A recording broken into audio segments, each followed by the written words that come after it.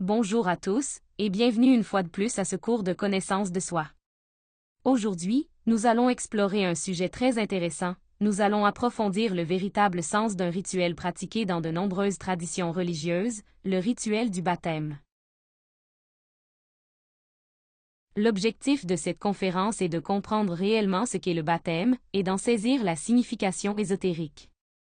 Nous découvrirons que le baptême est, en essence, un rituel ésotérique, quelque chose qui doit être vécu dans les mondes internes.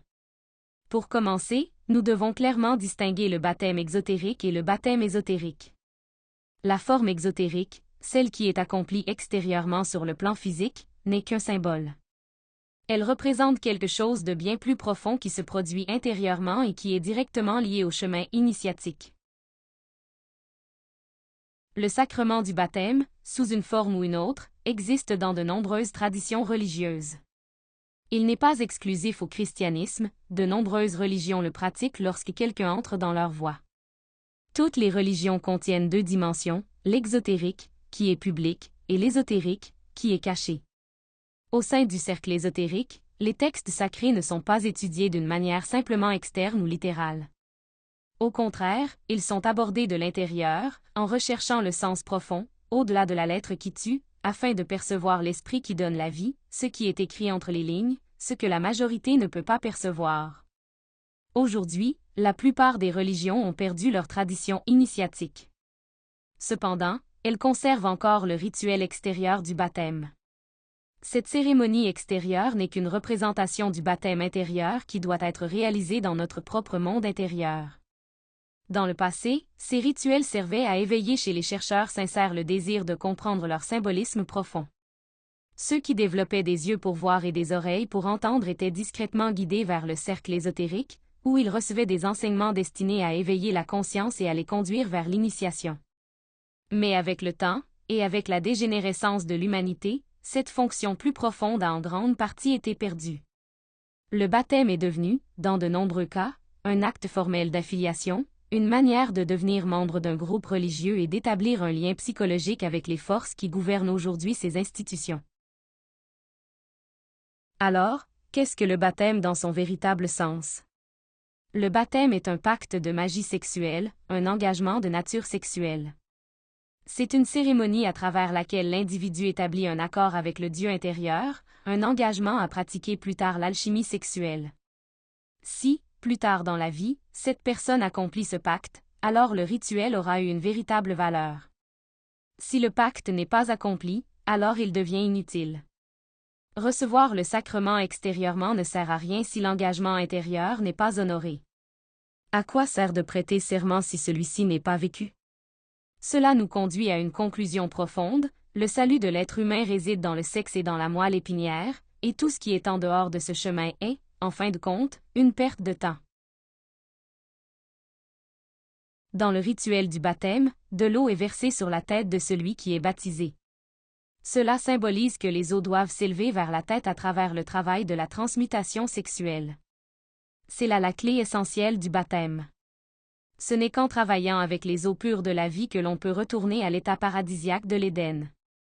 Par exemple, les fonts baptismaux que l'on trouve dans les églises chrétiennes représentent à la fois la pierre philosophale et les organes créateurs. À l'intérieur se trouve l'eau lustrale, connue en alchimie comme le mercure, qui symbolise le sperme sacré. La flamme des bougies représente le soufre des alchimistes, le feu qui est libéré à travers l'élimination de chaque défaut psychologique. Lorsque celui qui est baptisé sait unir consciemment le mercure et le soufre, la seconde naissance est atteinte, et l'entrée dans le royaume des cieux devient possible. Cependant, s'il n'y a pas de travail intérieur avec le mercure et le soufre, alors le baptême reste un acte vide, sans véritable valeur. La véritable consommation du baptême se réalise dans le sacrement du mariage, à travers la pratique de la magie sexuelle. C'est lors du premier acte sexuel conscient que le pacte de mariage est véritablement scellé. S'unir sexuellement à une autre personne, c'est, en essence, établir un lien de mariage avec cette personne. À partir de ce moment, l'individu doit commencer le travail de maîtrise des eaux intérieures. Cela exige la mort psychologique, l'élimination de tous les défects liés à la fornication, afin qu'aucune chute sexuelle ne se produise, et afin que l'énergie puisse s'élever le long de la colonne vertébrale dans le processus connu sous le nom de transmutation des os. Ceux qui travaillent avec discipline, en cultivant la chasteté, et qui pratiquent le suprasexe avec un partenaire stable, dans la fidélité, la chasteté et l'amour, vivront ce processus dans leurs mondes internes. Ils assisteront à la transformation de leurs os intérieurs, du noir au blanc, du blanc au jaune, et du jaune au rouge, jusqu'à ce que le feu sacré soit finalement allumé. Comme nous l'avons étudié dans la conférence sur l'initiation et les épreuves, l'individu qui avance à travers cette purification des os sera mis à l'épreuve par l'épreuve du feu. Si cette épreuve est surmontée avec succès, l'initié reçoit, dans les mondes internes, une épée, symbole qui confirme son statut d'initié. Cela indique que le feu sacré s'est éveillé dans la colonne vertébrale, et à partir de ce moment, l'énergie qui s'élève à travers la colonne vertébrale commence à se condenser, vertèbre par vertèbre. En même temps, la régénération du corps physique et du corps vital commence, puisque ces deux corps sont intimement liés, le corps vital étant la base énergétique du corps physique. Au début, les deux serpents s'élèvent ensemble jusqu'à un certain degré. Ensuite, le serpent du corps vital fait une pause, tandis que le serpent du corps physique continue son ascension jusqu'à être complètement élevé. Lorsque les 33 vertèbres sont entièrement remplies pour la première fois par cette énergie condensée, la première initiation des grands mystères est accomplie. Le premier serpent s'est élevé, et le corps physique est régénéré. C'est à ce moment que commence véritablement le processus connu sous le nom de baptême d'eau. Il est important de comprendre que le baptême n'est pas un acte unique, mais un processus.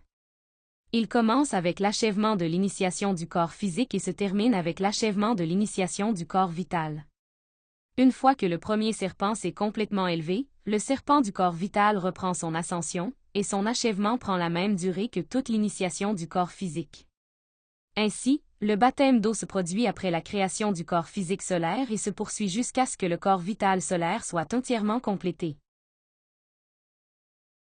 Nous devons également comprendre qu'il existe 3 types de baptême, le baptême d'eau, le baptême de feu et le baptême de lumière.